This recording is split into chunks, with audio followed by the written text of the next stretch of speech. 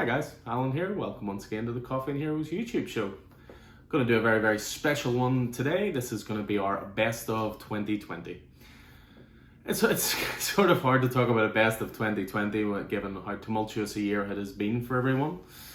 This year has not been without its challenges for everybody, personally, professionally, creatively.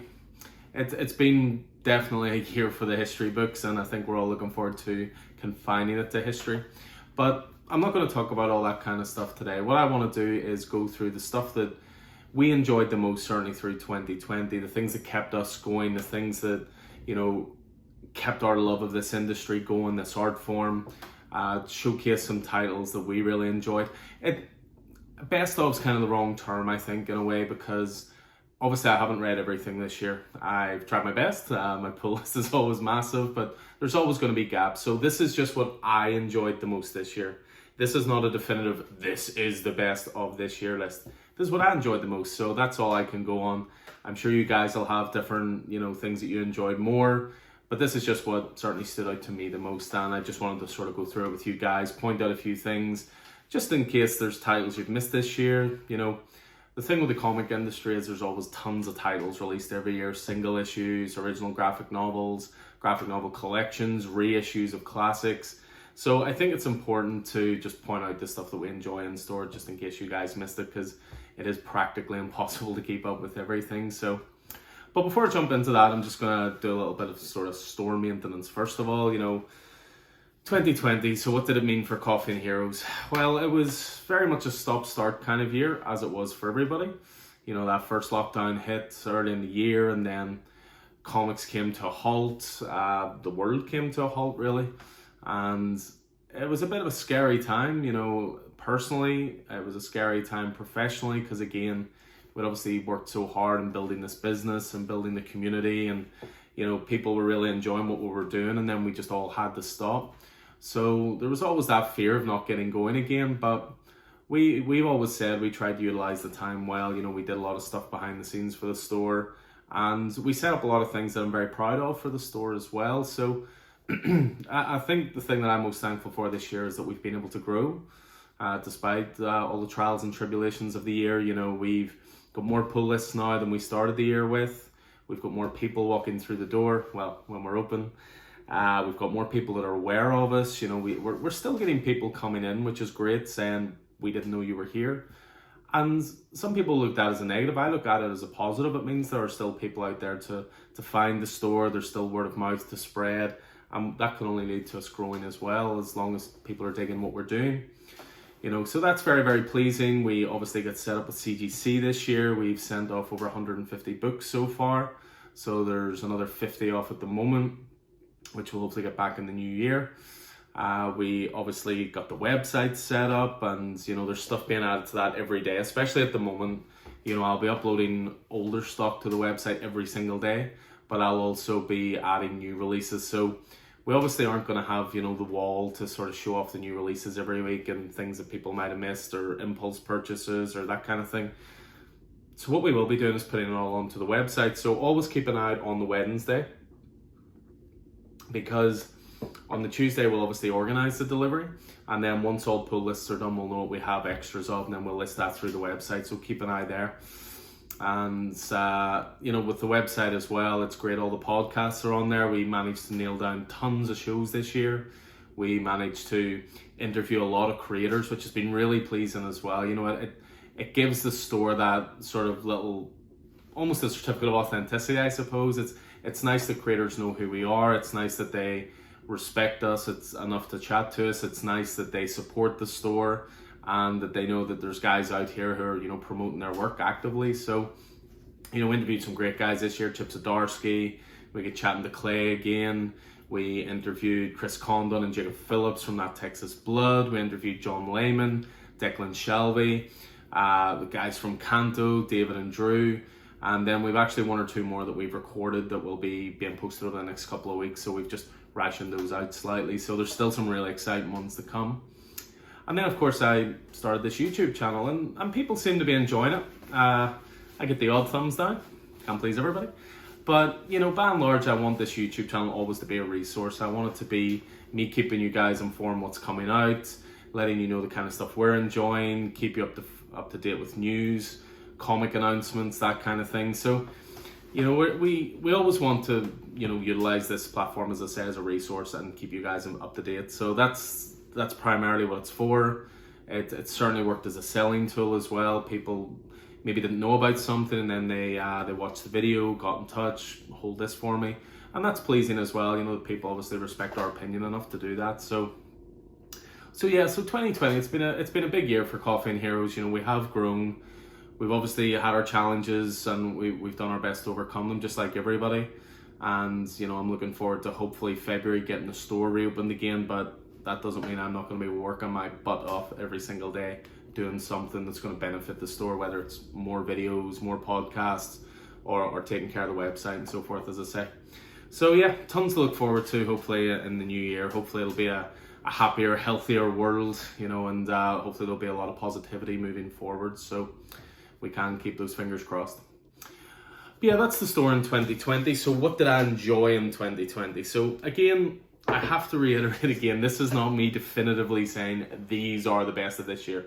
This is what I enjoyed the most this year. So I just think it's important to keep that distinction. So I've broken it down into a lot of different categories. So I'm actually just going to kick things off with, you know, a favorite personal purchase of the year. You know, as a collector myself, you know, I'm not just interested in all the new stuff that comes through the door, although the size of my pull list clearly says otherwise. But I'm also looking at, you know, cool, interesting things from my collection, things from the past, key issues, stuff like that. So I couldn't really differentiate, or I couldn't really pick between my favorite two this year, so I'm just going to showcase them both. So two really cool things. So first of all, from CBCS, I got this Batman 50. So what this is an original sketch cover. It was a blank for Batman 50, Tom King issue. Anybody who knows me knows I collect all the variants of Batman 50. One of my goals in 2021 is to complete that. Another 50 to go. But with this one, this is drawn by James O'Barr, who of course was the creator of The Crow. And the opportunity presented itself to get this piece, and I just absolutely adore it. It's certainly the most unique Batman 50 in my collection, outside of the blank cover Stephen drew for me for my birthday, of course. But I absolutely adore this piece, and it's absolutely one of the jewels in my collection.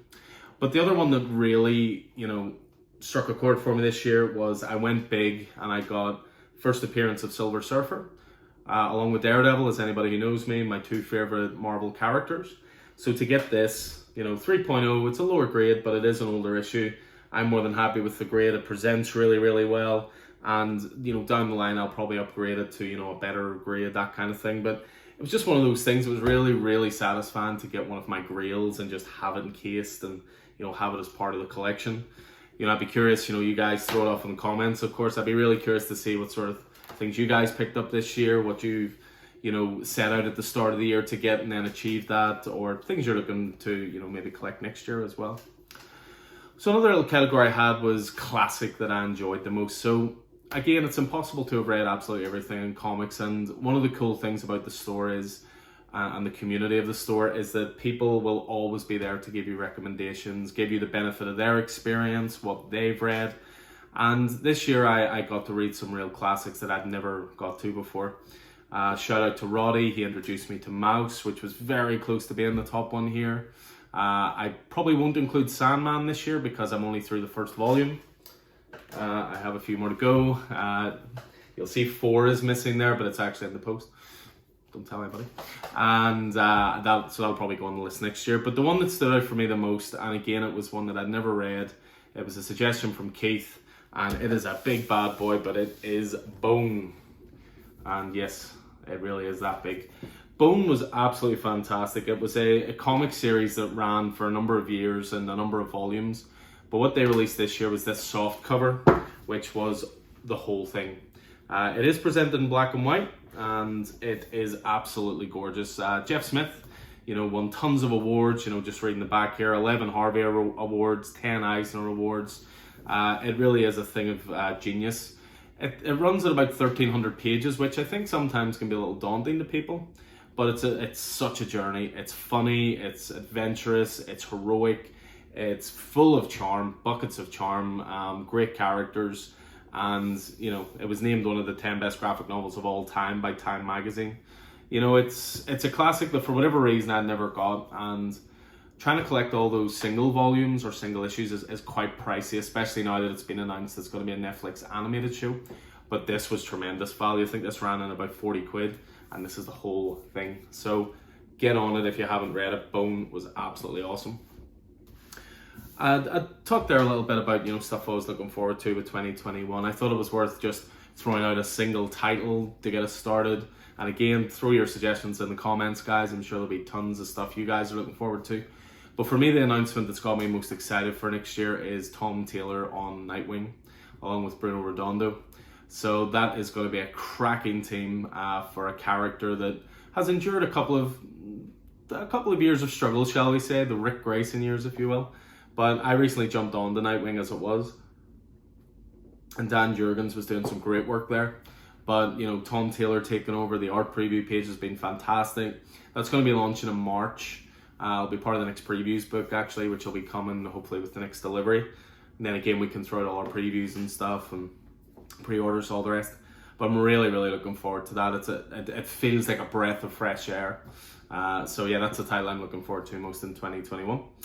What else have we got? I think it's probably wise to talk about my moment of 2020. And this was a tricky one in a year that, you know, was trying for us all. But I think the single best moment for me was when comics started up again. You know, there was a lot of uncertainty for a couple of months. There was, are comics going to come back? Is it all going to move digital? Is there going to be new ordering platforms? DC broke off from Diamond in the US and set up their own distribution companies, that kind of thing. But when comics just started up again and we got that first invoice that comics were coming the following week, I can't tell you the relief that washed over me, the excitement to get back to the art form. But yeah, my moment of the year, by far, comics starting again. So we're going to move into all of the big awards, if you will, all of my favorite things anyway. So I'll kick things off before jumping into the comics. I'll throw a couple out though. Favorite movie of the year, favorite TV show of the year. So I've got two for each category here. I've got favorite comic book based movie of the year and TV show of the year, and just favorite overall.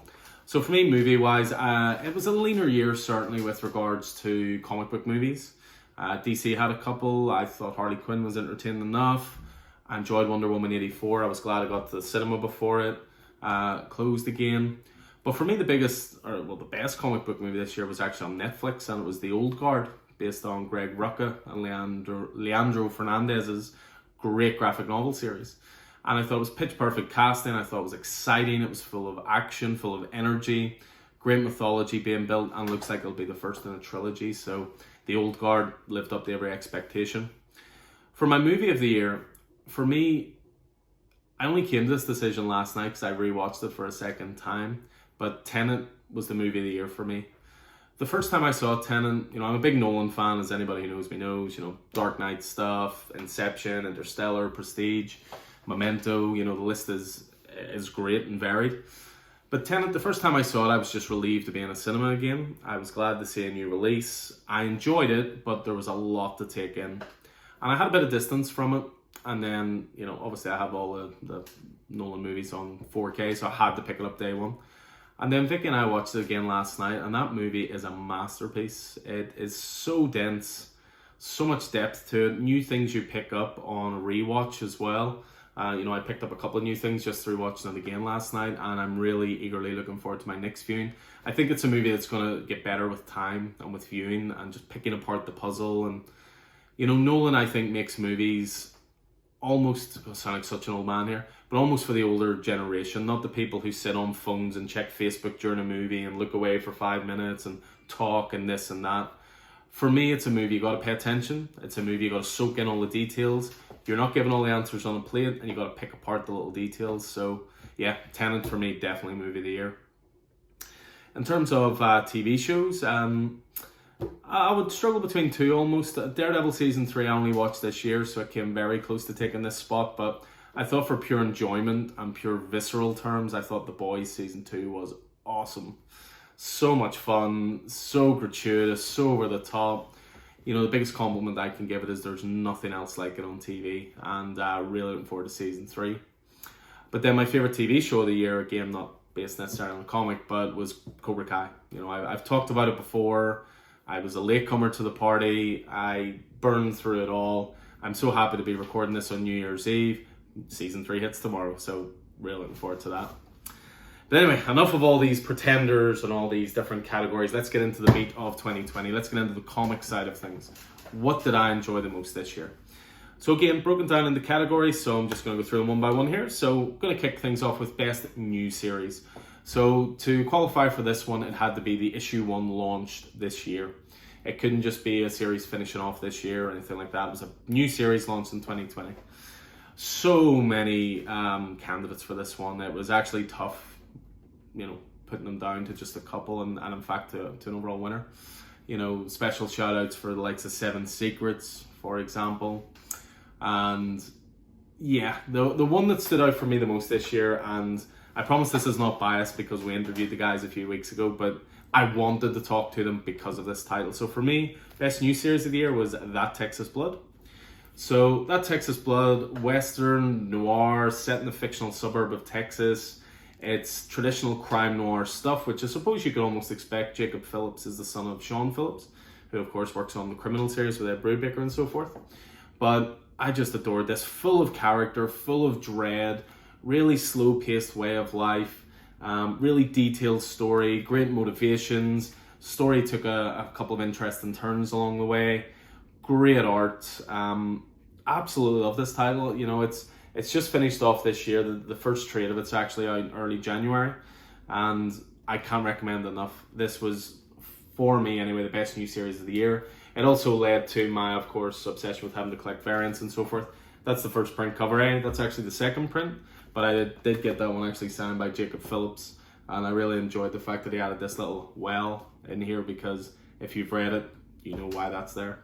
But yeah, brilliant title, just adult storytelling, self-contained, and it was a weird one because it launched just after the pandemic, put us into lockdown for a couple of months. So who knew if people were even going to pick it up? Who people even like comics anymore? People had bigger problems and all the rest. But it came back strong, and it's a great example of what indie comics are all about. It also didn't miss a release day. It was out regular as clockwork.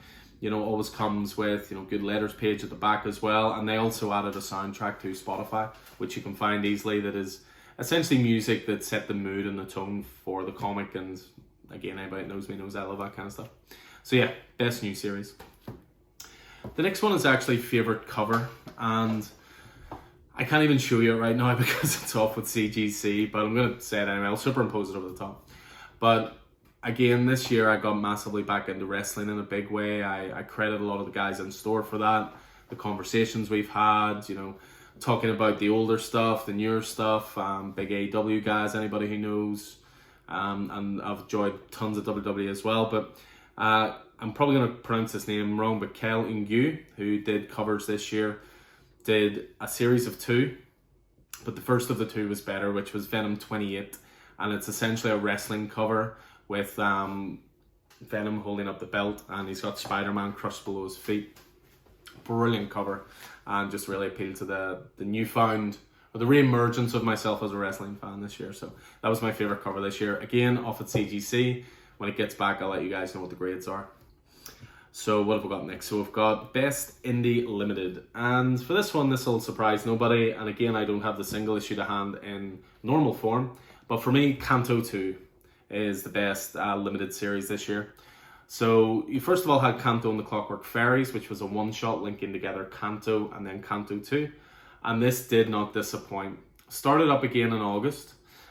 Just a series full of hope, a series full of great art, great characters, adventure, great all ages title, which, some people might look down upon. Some people might think, oh, it's for kids. It's not for kids, it's for all ages. Kids will enjoy it, but as an adult, there are tons of stuff you will find in this that you will identify with. Charming as hell main character in it, and we couldn't resist sending this off to CGC, so nice 9.8 there as well. So in terms of a mini-series, it is kind of an ongoing, I suppose, but it's been broken down into very definitive volumes, and Kanto 1, Kanto 2, etc. So for me, that was the best indie limited of the year. Then we have the best indie ongoing. And I suppose this shouldn't really be a surprise given that he is the king of indie ongoing series, but Robert Kirkman has done it again. For me, best indie ongoing this year, Firepower. And Firepower is a strange one because Firepower, first of all, you know it's this way, Advanced Edition. Sometimes it pays to be a comic store. This was a really unique way of launching a title. So what the original plan was going to be, back again before the lockdown, before the pandemic hit and everything, it was all being lined up for Free Comic Book Day. So the week before Free Comic Book Day, they were going to release this, which was a prelude graphic novel. So 100 pages, Chris Sam the art, Robert Kirkman writing. Some of the best stuff of the year is just in this graphic. And you could have just read this on its own and it would have been really satisfying. But where this ended took the story in a totally different direction to what I expected. So this was supposed to come out the week before Free Comic Book Day, and then on Free Comic Book Day, they were essentially giving away issue 1 for you to then jump on and continue with the series. You know, just a wonderful, again, I would quantify this as an all ages title as well. You know, there's tons of themes of family in here, of legacy, of not being able to escape your past, of, you know, your purpose in life, you know, if you're the chosen one, that kind of thing. Themes of protection, you know, protecting the people closest to you. And it's all wrapped up in just some great kung fu action as well. Huge fan of Firepower at the store. We always keep the graphic in stock, and we actually still have a couple of Free Comic Book Day ones. What I do is I keep those back so that we include that for free in with the graphic. Only while stocks last, because they're not being printed anymore. But Firepower is superb. So it's 6 issues in. The first sort of proper graphic novel, the first volume begins June, January, I think. And this is the indie title that I look forward to most in terms of the ongoing stuff every time it comes out. So best indie ongoing for me. So we'll move then into the realm of Marvel, and we'll go for best Marvel limited series. Again, there were a few that I really enjoyed this year. You had Spider-Man Noir, which I thought was really cool. I really enjoyed Hawkeye Freefall, especially given that the pandemic hit again, the lockdown hit again, and it looked like the last 2 issues were just going to be digital only. But they did ultimately release those last couple of issues, and now it's out in trade. So yeah, it's great stuff with Matthew Rosenberg and Otto Schmidt. But for me, the one that stood out, and this may be slightly because I recently started watching Punisher Season 2 as well, is Punisher Soviet. So, great return to Marvel Comics of Garth Ennis. Jason Burrows on art as well. This was a 6-issue miniseries. If you want to go brutal, over the top, traditional, great Frank Castle stuff, this was awesome, so it was. Yeah, great art, really grisly, very over the top. It's almost a return to the Marvel Max Comics imprint. You know, it does have Max Comics on it. It's not quite the same logo as what Marvel Max was before, but really great title, but very much for adults only.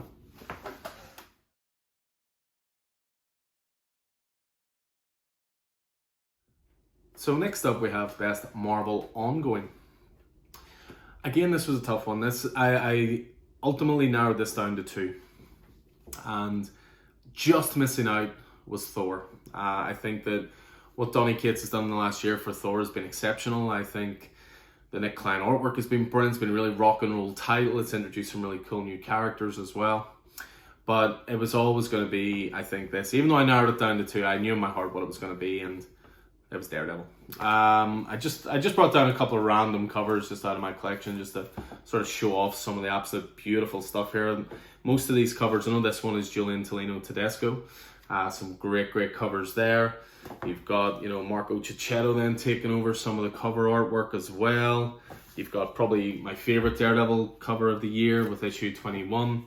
Daredevil, of course, caused a stir late in the year when it had the first appearance of a new character as well, with, you know, well, new characters probably pushing it a little bit, but let's just say it involves Elektra, but I'll go no further. Still no spoilers with us.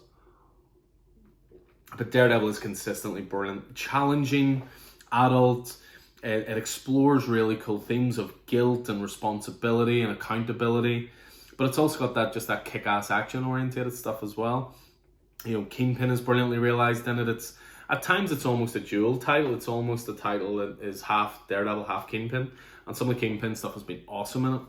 But it's now left it in a really interesting point going into 2021 in terms of where Matt is, in terms of, you know, what his next move is going to be. Obviously, Keenan Black is hit, and that other character is in Keenan Black, so clearly Matt is away at this point.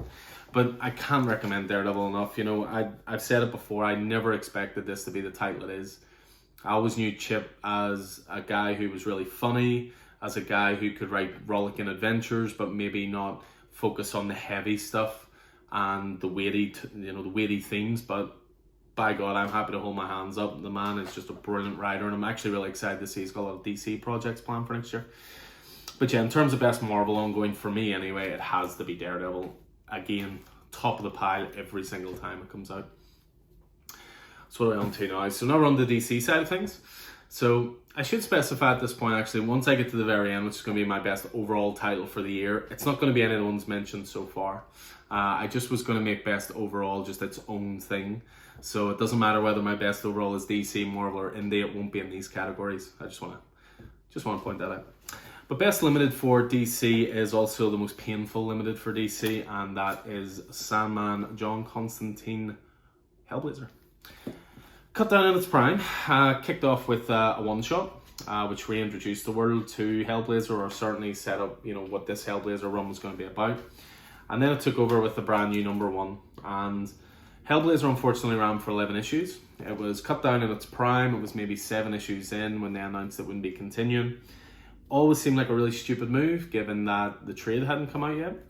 And I can only speak for our store, but there are certain people who are happy to trade with. They prefer to read things in larger volumes, complete story arcs, things like that.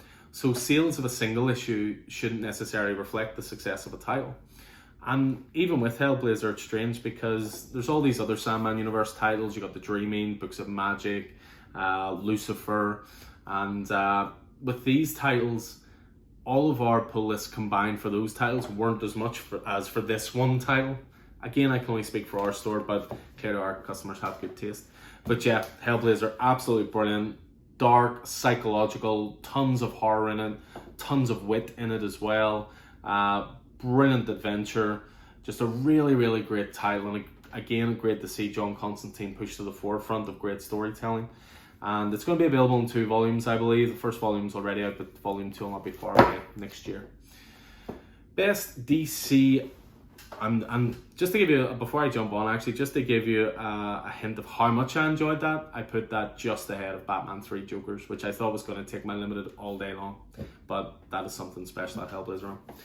But in a totally unsurprising turn of events, my favourite DC ongoing is Batman. So I think with Batman, it was a really good year because you got the end of the Tom King run, which brought you up to 85. Of course, it's being continued now in Tom and Clay's Batcat. But then you jumped on to the James Tynion stuff. Now, Tynion had definitely proven his worth in terms of he had written Detective Comics for a while. He was one of the writers in Batman Eternal. He wrote backup stories for Snyder, all this kind of thing. And there was definitely no guarantee of success once he took over Batman that it would work as well as it was. I'm certainly a big Tom King fan, but I was happy to jump onto something new, a new writer, so to speak, a new direction for the character. And maybe it's because Tom King's run's a bit more impenetrable. You really do need to read all 85 issues, otherwise pointless. There's things that pay off in issue 80 that are set up in issue 5, stuff like that. It's long form storytelling. But what I found is that as soon as a brand new jumping on point was created with Batman 86, sales went through the roof of Batman. I would say we nearly tripled our amount of pull lists for Batman because it was approachable. Some of it was stripped back. You didn't have 85 issues of continuity built up. And you also had some great artists coming on as well. Tony Daniel, Jorge Jimenez. But Tynion's the star. Tynion has brought a fresh take to Batman that feels both familiar but also new. And, Joker War was a fantastic storyline, so it was. I'm really looking forward to seeing what Tynion does once Future State happens and then we come out the other side of that. But yeah, Batman in very, very good hands. It just about took ahead of Detective Comics for me because I think it's a really underrated title at the moment. And there's some wonderful stuff through Detective Comics. But yeah, for me, Batman, best DC ongoing of the year. So we're now getting to the big ones. And I've got 5 more categories. Best single issue of the year. This is always a tough one because, I read anywhere from 30 to 35 issues a week, plus older stuff. 120 issues a month, 12 months. You're talking over 1,000 issues a year. So something had to really stand out for me to pick it as my favorite single issue of the year. And the one that left the biggest impression on me was Philadelphia #8. Philadelphia is a really, really wonderful vampire set series by writer Rodney Barnes and artist Jason Shawn Alexander. But with this issue as well, I have to point out the colours Louis NCT. Because what issue 8 is essentially, so in Philadelphia you've got these two detectives, a father and son, the sangsters, so to speak. And the father, he dies in the first arc. But he was never going to be done with the story. He was always going to come back. But what issue 8 is essentially is an exploration of the afterlife. It's an exploration of what's waiting for him on the other side. Was he a good person? And when he lived, what is he going to get in the afterlife that, show that he deserves in the afterlife based on how he lived his life? And the art in this issue, the journey the character goes on, the reunion of characters in this issue are all so heartfelt and wonderfully done. And you almost want the character to have this happy ending, but we're only 8 issues into what's going to be a bit of an ongoing series. I think 30 issues or so at least. And of course, this was too good a character to say goodbye to, so he was not getting his final resting place. And the last line in the issue is an absolute killer, which I won't spoil here, but just a really great title. It really makes you think about your own mortality, about what's waiting on the other side, about who you want to see on the other side, all the people you've met in your life and all that kind of stuff. And yeah, it just really, really made a big impression on me. Same again, I think the trade that's out January, February, thereabouts. But this was in the running for the other prizes of the year. But best single issue definitely. So number 8, Philadelphia. Original graphic of the year. This was the hardest category to narrow down to one, but I wanted to be true to this process and pick one every time.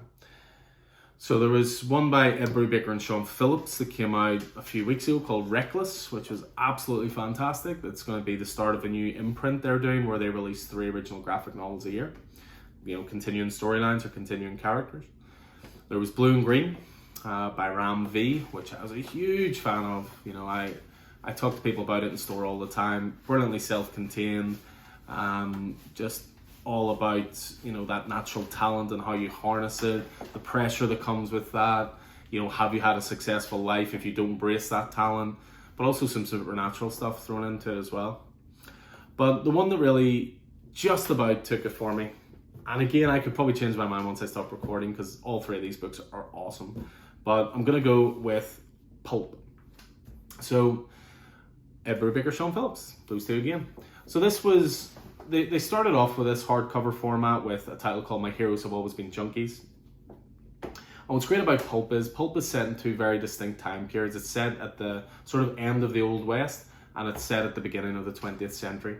And you follow the same character who, back in the days of the Old West, was a giant, but now in this new industrial, fast-moving world is, a minion. He can barely get by, he can barely get work, and he's given one last chance to maybe reach those levels of being an outlaw again, being the man who everybody feared, being the man who stood above everyone else.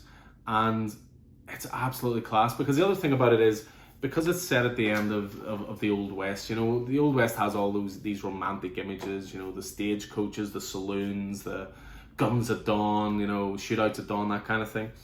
But the one thing that is consistent in the Old West is everybody tends to die young. Doc Brown aside, of course. But with this one, it was almost the exploration of a man who probably expected to die young, living that lifestyle. But now that he didn't, what's next? And it's in a world that he doesn't understand. I've read this at least 3 times so far, and it gets better with every single read. The art is awesome in it. It's beautifully told story. You'll recognize characters in here from your own life. It's so well written, so well drawn. Just a thoroughly brilliant example of how brilliant this industry can be. See if you have someone in your life who laughs at the fact you read comics or thinks they're all just superheroes punching each other in the face. This is adult storytelling at its, not even adult storytelling, it's storytelling at its best. Hand this to someone for their birthday or for Christmas, next year of course, or even just because you want to prove a point. This is absolutely top-notch, top-level comic book. And again, that team, they have me every time. They're the personification of what I always say to everybody about following creators rather than titles. New Brubaker and Phillip titles come out, I'm there. Done. So yeah, best original graphic of the year, and that is Pulp. So now we're on to best artist of the year, and this was a tough one in terms of quantifying what makes the best artist. Is the best artist someone who's the most prolific and is, put out loads of titles? Is it best artist in terms of diversity of their work? Is it, what does it entail? So for me, I'm just going to go with purely the artwork that when I looked at it, it just felt like a premium product. It just felt like you were reading something really special, that it was gorgeous to look at. You could see the time and the effort and the minute detail and the planning and the love that went into it. So for me, I'm going to go with Jason Fabok for Three Jokers. Three Jokers is a story that it was never going to change so many things in the DC universe. For me, it was always just going to be a well-told story. But it was hyped that much and delayed, and again, a victim of the lockdown, and delayed. But when it came out, the one thing I think everybody universally agreed on was that it was an absolutely beautiful book. No other book this year no other book this year inspired me to buy 20 covers of 3 issues. The amount of guys who were picking up all the variant covers, the premium variant covers, the 1-25s, the 1-100s, all sorts. I mean, there's a reason for that, because they are gorgeous to look at. Every single cover was like an homage to a classic Joker look of the past. And the interiors are just as detailed and just as fantastic. Special mention for Brad Anderson, who colored it as well. And again, Three Jokers was close to the top of a lot of my list, but it wasn't quite in the final reckoning for story or limited series or whatever. But in terms of art, I think this stood head and shoulders above the rest this year. And again, sometimes I just catch myself flicking through it. I'm not even reading the story, I'm literally just looking at the art. And it's just a beautiful, beautiful book. So yeah, we've got single issues still in store, or we have the graphic. It's available now as well. Best Writer of the Year. Now, again, there are many different criteria I could have followed for this. And there have been so many great writers this year that this was a really tough decision. I want to throw out a couple of shout outs. I think James Tynion's had a phenomenal year, as well as the aforementioned Batman. You had Something Is Killing the Children. You had Wind. I think Kieran Gillen's had a great year. You look at Once and Future. You look at Die. Eternals, maybe not coming out, maybe went against them a little bit, but Warhammer, very good as well. You have Ram V, another great one. Blue and Green, Justice League Dark, getting ready. I think he'll go on to another level next year with Swamp Thing coming out, and he seems to be being positioned to do a lot of good DC stuff as well. Joshua Williamson had a great year. Scott Snyder had a great year. Donny Cates had a great year. In terms of writers, there's just so many of us. But for me, I looked back over our reviews podcast, and I looked back over whose work I singled out the most. So it'll probably not surprise you in the slightest to know my writer of the year was Tom Taylor. Great DC work. He was just coming off the back of great Marvel work with Friendly Neighborhood Spider-Man. He made me care about Suicide Squad. He made me care about characters he only created in Suicide Squad, let alone the established ones. Brilliant 11-issue series. Trade of that's out soon. And Suicide Squad's not usually titles that I would care about much. Wrote arguably the best event of the year, Deceased. I thought Deceased Unkillables, the little sort of segue between Deceased 1 and Dead Planet, was brilliant. Dead Planet itself has been fantastic. Of course, that led to one of the biggest ongoing jokes of the year, of where we were going to see Deceased again because of, diamond shipping delays and different things. And then another one that was close to, the other lists in terms of best new title, best ongoing, that kind of thing. Seven Secrets has just been brilliant. I think the trade says now until February, but oh my god, what a title. Just exciting, fast-paced, efficiency of storytelling, funny. And then as if that wasn't enough to just, say how great a year he's had with all that, I'm now finally about to read these two bad boys, the Injustice Omnibuses, which again I'm told are among some of his best work. I already mentioned he's got Nightwing next year. He's got other announcements to make as well. Seven Secrets is continuing. So yeah, Tom Taylor takes it for me this year, but again, it has been a stellar year for creative talent, both writers and artists, and colorists and letterers and cover artists and everything. It really is one of the most collaborative industries in the world. Which brings us to my best overall title. I don't think anybody would have guessed that this was going to be my title of the year. I wouldn't say I've spoke about it an awful lot in store. I did notice I picked it out once on the reviews podcast, but it was a title that I got a couple issues into, and then I had to give up, but I gave up my issues for a customer, saying, right, I may as well wait until the trades come out. and the trade hit around November, and I finally got to sit down and read it a couple of days ago, and I read it start to finish, and as soon as I finished it, I went back to the start and I read it again. And it's interesting I'm talking about writers and artists, because this is actually from a writer-artist, did it all himself.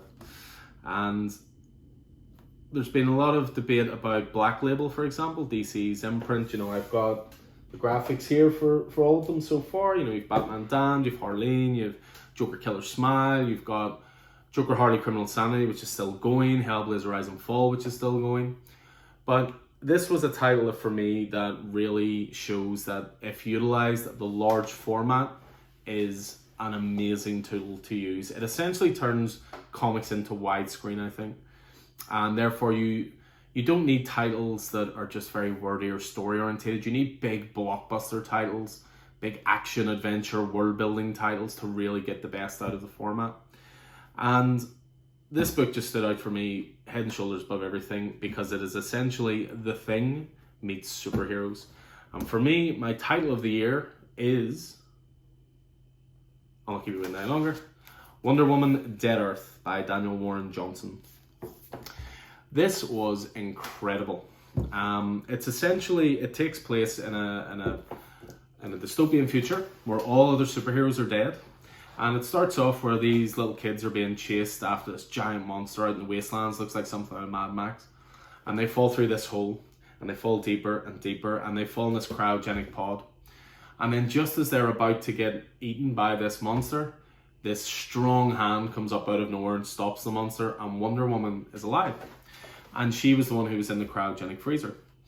What they had actually fallen down was into the Batcave. And then it goes from there. I'm not going to spoil the surprises of this book, but suffice to say how the world ended, who was responsible, where are all the other heroes, why was Wonder Woman the only one who lived, who selected that, whose choice was that, where's the world going to go from here. This book was brilliant. It had so many nods to DC history. It set up so many exciting possibilities for DC's future. It looked gorgeous. I really enjoyed as well that this was a book, and you can tell by the cover, this is a book that's not interested in Wonder Woman as a sex symbol. This is a book that is essentially, Wonder Woman is the female equivalent to Conan. She's a hardened warrior. She's skilled, she's brutal, she's fierce, she's brave. And it's not, like I can't remember who it was in the store, but someone had said to me like, oh, that's a bit of a rough looking Wonder Woman. That's the point. This is a rough world. This is not a, Gal Gadot, Wonder Woman, epitome of beauty type title. This is Wonder Woman as an Amazonian warrior princess title, and I could not get over how good this was. There's some body horror in this that genuinely puts the likes of The Thing to shame. The action sequences are superb, the world building is brilliant, even just little details like, the sound effects in the book, the way they're done, the art is brilliant, the layouts are great, the colors pop, and again, it really showcases art in a widescreen-esque format, and it just makes the world feel so big. This was very much a late entry into my title of the year, and I really wish I'd have read it earlier, but I cannot say enough good things about this. It is, for me, the best title of this year, Wonder Woman Dead Earth. And there we have it. So that was my roundup of 2020. I'm sure there are tons of stuff I've forgotten about or haven't read. Tons of stuff that people are going, why didn't you pick that? Fire off in the comments, guys. Get a conversation going. Start throwing out your suggestions, were the things you enjoyed the most this year, what you're looking forward to next year. And let's get a bit of a discussion going. But those were all just my choices. And again, there's so much to enjoy in the comic world, and there's no way in a year you get through all of it. There will be stuff from this year I'll probably not read until 5 years down the line, that kind of thing. But I hope you guys enjoyed this anyway. I'm going to be getting back to the weekly videos at a minimum over the next few weeks. We're expecting a new delivery, as I say, first week of January. So once we get our invoice in again, I'll jump on YouTube, go through the invoice, let you know what's coming out, and keep you guys informed, and then work out the best way of getting those comics into your hands while we're closed. So I hope you guys are staying safe out there. I know 2020 has been a hard year. It's been a long one. And hopefully there are brighter times ahead for everybody. So stay safe out there, take care of each other, have a happy new year, and we'll see you in 2021.